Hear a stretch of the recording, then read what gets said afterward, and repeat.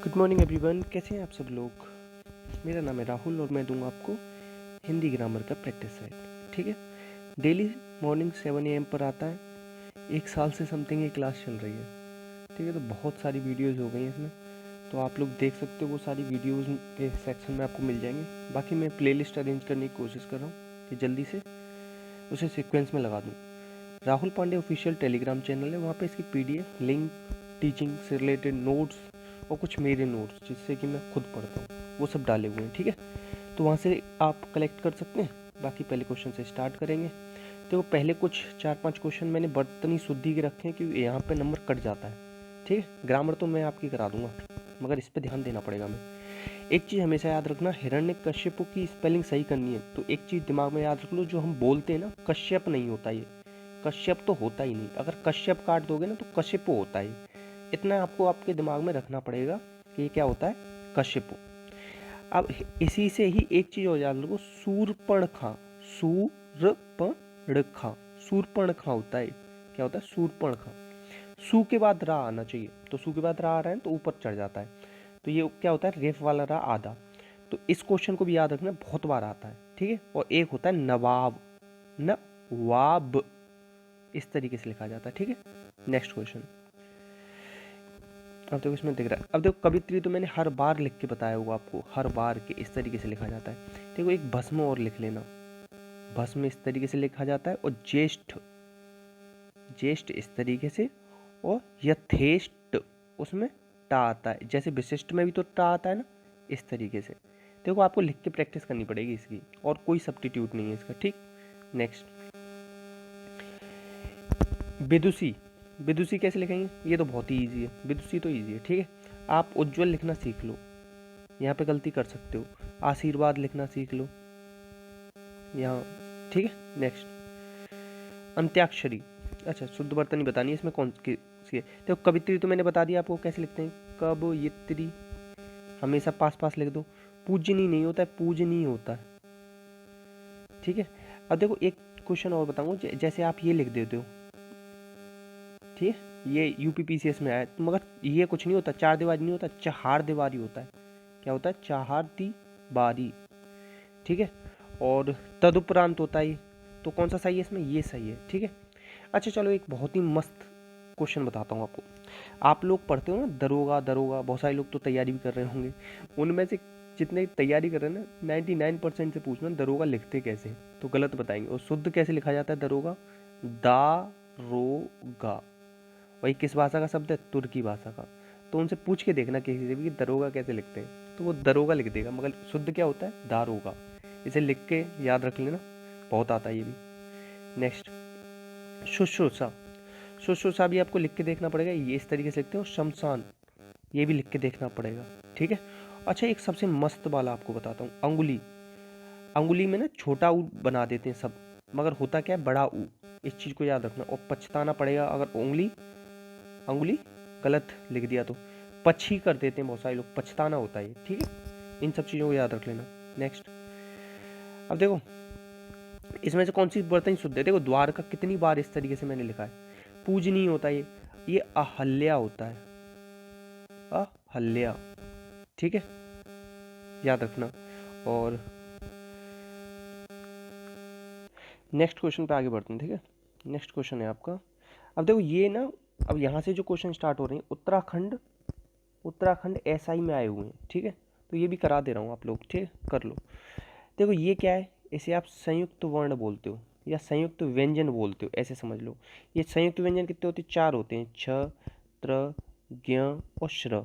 ठीक है, अब यहाँ पे ये वाला दे रखा है, ये किस किस से मिलके बनता है, ज प्लस इससे। तो ये तो पूरा आता नहीं, ये पूरा आता नहीं, और ये क्या आता है, ये पूरा आता है पीछे वाला, तो इसमें आधा आधा दे रखा है। तो आंसर क्या हो जाएगा इसका, बी।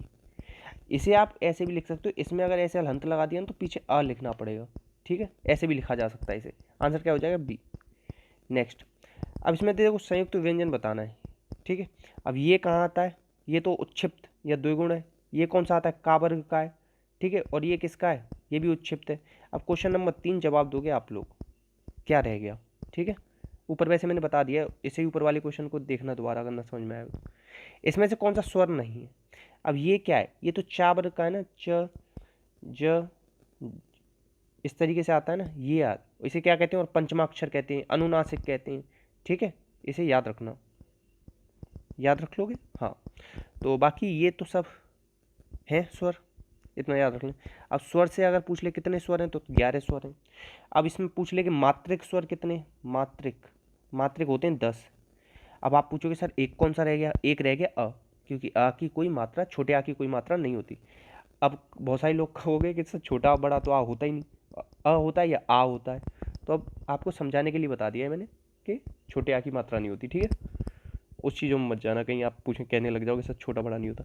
अब देखो शुद्ध बताना है, जाह्नवी, जाह्नवी किसको कहते हैं, जाह्नवी कहते हैं गंगा जी को का भी नाम है। तो जा हा आधा बनता है, न बी, इस तरीके से लिख सकते हो, ठीक है। यानी तो इस तरीके से जो बनाते हैं ना, ये इस तरीके से, ये आधा छोड़ देते हैं इधर, तो इसे भी ऐसे भी शुद्ध होता है। तो आंसर क्या हो जाएगा इसका, सी। जाह्नवी, गंगा, सुर सरिता, सुर नदी, ठीक है। और गंगा जी के और अगर कोई पर्यायवाची किसी को आते हो ना तो प्लीज़ कमेंट बॉक्स में जरूर लिखना। आंसर क्या हो जाएगा, सी। नेक्स्ट, दीर्घायु, दीर्घायु, तो इसमें तो सीधा दिख रहा है, ये हो जाएगा, ठीक है। और चिन्ह लिखना सीख लो, चे ऐसे लिख सकते हो चिन्ह, या चे और हा आधा आता है इसमें, ये चीज़ याद रखनी है आपको, क्या आएगा, हा आधा आएगा, ठीक है। तो इस चीज़ को याद रखेंगे। नेक्स्ट, अब देखो श्रृंगार, इसमें ना थोड़ा अजीब तरीके से पूछ लिया। मैंने आपको हर बार क्या सिखाया, इस तरीके से। अगर आप में थोड़ा सा सेंस लगाओगे ना तो निकाल लोगे। कैसे, मैं बताता हूँ। ये क्या होता है, श्र प्लस रा होता है। अब ये रा क्यों होता है, क्योंकि इसमें ये वाला आ रहा होता है, ये होता है। अब इसमें तो ये दे नहीं रखा, तो इसमें क्या दे रखा है, इसमें दे रखा है श प्लस, और ये नीचे क्या दे रखा है, री, क्या दे रखा है, री। अब देखो शा ढूंढो, इसमें कहाँ आ रहा है, इसमें तो नहीं आ रहा, इसमें नहीं आ रहा, ठीक है। अब देखो ये इन दोनों को मिला के कैसे लिख सकता हूँ मैं, इस तरीके से लिख सकता हूँ। तो ये किस में आ रहा है, इस तरीके से। तो देखो हर बार तो मैं ये बताता आपको, ये इस तरीके से श्रृंगार शुद्ध है। अगर इस तरीके से श्रृंगार आ जाए ना तो ये भी शुद्ध होगा, ये दोनों एक ही मतलब है, ठीक है, याद रखना। अब उज्ज्वल, ये तो मैंने 1000 बार बताया हो, क्वेश्चन नंबर 8 जवाब दोगे आप। नेक्स्ट, और आपको ना आता हो ना कोई क्वेश्चन, जैसे मैंने आपसे पूछ लिया, तो आप ना कमेंट बॉक्स में पूछ लिया करो, जरूर बताऊंगा। अंतर साक्ष्य, अंतः साक्ष्य होता है, क्या होता है, अंतः साक्ष्य। अब देखो ये कितनी बार मैंने बताया कि वर्णों के मेल से क्या होती है, संधि, और शब्दों के मेल से क्या होता है, शब्दों के मेल से होता है समास। और संधि कितने प्रकार की होती है, 3। स्वर व्यंजन विसर्ग, स्वर व्यंजन विसर्ग, स्वर के होते हैं 5 भेद, दीर्घ, गुण, वृद्धि, यण, अयादि। दीर्घ में बड़ा आ, बड़ी ई, बड़ा ऊ, ये मात्रा होती है। गुण में एक एक मात्रा आती है। वृद्धि हो जाए, एक गुण सब में होता है, ऐसे बताया मैंने आपको। फिर एक ज़्यादा हो जाए गुण तो हो जाएगी वृद्धि। और यण में क्या होता है, या और बा से पहले आधे आधे आते हैं। अयादि में 3 3 पैर वाले आते हैं, जैसे पवन, नयन, पावन, ठीक है, याद हो गया। तो सारा रिवाइज करा दिया मैंने आपको। अब देखो समास, समास का विलोम व्यास होता है। पदों की प्रधानता के आधार पर 4 प्रकार का होता है समास, वैसे 6 प्रकार का होता है अर्थ के आधार पर। उपसर्ग आगे लगते हैं शब्द के, प्रत्यय पीछे लगते हैं। तो सब रिवाइज करा दिया मैंने। नेक्स्ट, नेक्स्ट है संधि कितने प्रकार की होती है। देखो कितना छोटा क्वेश्चन पूछे, अब ये जवाब आप दोगे, ठीक है। नेक्स्ट, ऊपर ही बता दिया था मैंने आपको एक्सप्लेनेशन में भी। अब देखो राकेश, अच्छा देखो आज ऐसी ट्रिक बताता हूँ, हमेशा याद रखना। कभी ये वाला श आ जाए या ये वाला आ जाए, इनसे पहले कभी भी ई आएगी तो वो बड़ी ही आएगी। क्या आएगी, बड़ी ही आएगी, हमेशा याद रख लेना। आप इसका टेंशन ही भूल जाओ, ठीक है। राकेश में क्या होगा, रा का धन ईश होता है, ये तो सबको पता है, ये तो पहले ही काट दोगे आप। अब ई छोटा आएगा या बड़ा आएगा, तो पहली बात तो ये देख लो किसके पहले आ रहा है, शाह के पहले आ रहा है, तो बड़ा ही आएगा। तो या तो ये होगा या ये होगा। अब देखो राकेश में क्या होता है, राका, राका धन ईश, रा के कोई शब्द ही नहीं है, ऐसे निकाल दो, तो आंसर क्या हो जाएगा, सी, ठीक है। अब देखो इसमें एक मात्रा लग रही है, तो एक मात्रा पे कौन सी संधि होती है, आप लोग बताओ मुझे। एक गुण सब में होता है, ऐसे समझाए ना, तो आप बताना आप कौन सी संधि है। देखो भानुदय, बड़ा ऊ, बड़ा ई, बड़ा आ। अब इसमें क्या आ रहा है, बड़ा ऊ, तो ये सब मैं क्या बताता हूँ, दीर्घ, कौन सी हो जाएगी, दीर्घ स्वर संधि, ठीक है, याद रखना। वृद्धि में क्या होता है, 2 मात्रा आ जाती है। गुण में क्या होता है, 1 मात्रा आती है। बस थोड़ी थोड़ी चीज़ें याद रख लो, बहुत ही बेसिक सी चीज़ें हैं संधि, मगर बहुत सारे लोग पता नहीं क्यों कंफ्यूज होते रहते हैं। अति प्लस आचार, अच्छा देखो आपको नहीं आती संधि, मगर कम से कम अत्याचार लिखना तो आता ही है। ये तो लिख भी दोगे, अत्याचार लिख दो, ये हो गया अत्याचार। अत्याचार कुछ होता नहीं, अतिचार कुछ होता नहीं, ठीक है। नेक्स्ट, देखो अ प्लस ई, ए पे कौन सी मात्रा होती है, एक इसकी मात्रा होती है ये, ठीक है। कुछ तुम्हें ये पता ही नहीं इसका मतलब, अब अगर ये पता है कि ये बन गया तो इसकी क्या मात्रा, एक मात्रा होती है, और एक गुण सब में होता है, इस तरीके से मैंने बताई है। तो आंसर क्या हो जाएगा ये, ठीक है, आंसर क्या हो जाएगा बी। कितना इजी है, 1 सेकंड में निकाल लोगे।